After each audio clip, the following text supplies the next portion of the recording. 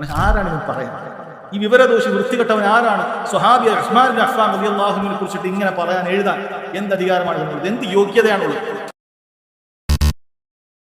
നമ്മുടെ നാട്ടിൽ സഹോദരങ്ങളെ, പല മാധ്യമങ്ങളും ദുർബോധനങ്ങളും ജമാഅത്തെ ഇസ്ലാമിയെ പോലെയുള്ള സംഘടനകൾ ബോധപൂർവമോ അല്ലാതെയോ ഇവിടെയുള്ള ഷിയാക്കളെ എന്ത് ചെയ്യാൻ വൈറ്റ് വാഷ് ചെയ്യുന്നത് കാണാൻ സാധിക്കും.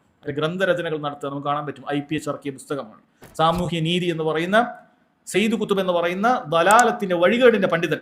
അയാളുടെ ഗ്രന്ഥങ്ങൾ ഇവിടെ കേരളത്തിൽ ജമാഅത്ത് ഇസ്ലാമി IPH പുറത്തിറക്കിയിരിക്കുന്നു.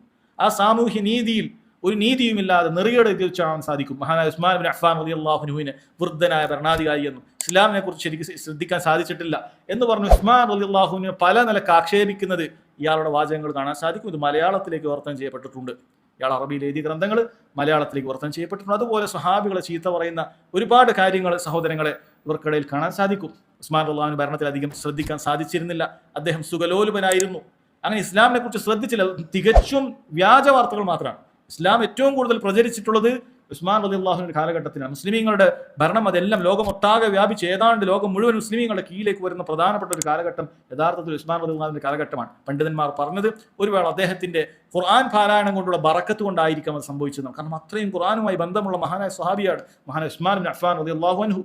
അദ്ദേഹം ഒരു റക്കായത്തിൽ തന്നെ ഖുർആൻ മുഴുവൻ ഓതി തീർത്തത് കാണാൻ സാധിക്കും. അദ്ദേഹത്തിന് മറ്റു പല സ്വഹാബികൾ റിവായത്ത് ചെയ്യപ്പെട്ട കാര്യം രാത്രി മുഴുവൻ അദ്ദേഹം എഴുതിയിട്ടുണ്ട്. ഒരു റക്കായത്തിൽ തന്നെ ഖുർആൻ മുഴുവൻ ഓതി തീർത്തിട്ടുണ്ട്. നബി സല്ലല്ലാഹു അലൈഹി വസല്ലമയുടെ തിരുനാവ് കൊണ്ട് ഉസ്മാൻ ഫിൽ ജന്ന, ഉസ്മാൻ സ്വർഗത്തിലാണെന്ന് പറഞ്ഞിട്ടുണ്ട്. ആ ഉസ്മാനെ കുറിച്ചാണ് സയ്യിദ് കുത്തുബ് എന്ന് പറയുന്ന വലാലത്തിന്റെ പണ്ഡിതൻ എന്ത് പറയുന്നത്?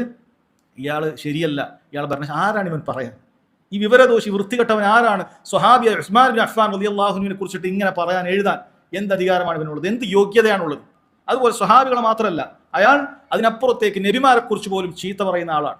ആ വ്യക്തിയുടെ ഗ്രന്ഥങ്ങളും ഈ വ്യക്തിയുടെ കാര്യങ്ങളും ഇയാൾ വലിയ നേതാവാണെന്ന് അവതരിപ്പിക്കുന്നത് ഇവിടെയുള്ള IPH പബ്ലിക്കേഷൻസ് ആണ്. അത് ജമാഅത്ത് ഇസ്ലാമിയുടേതാണ്.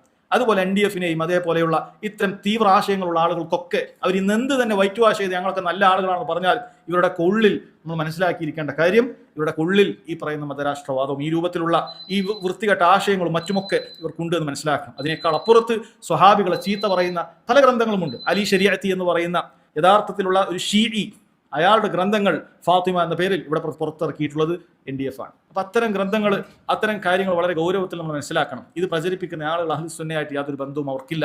ബിദ്അത്തിന്റെ ആളുകൾക്കല്ലാതെ സ്വഹാബികളെ ചീത്ത പറയാൻ സാധിക്കുകയില്ല.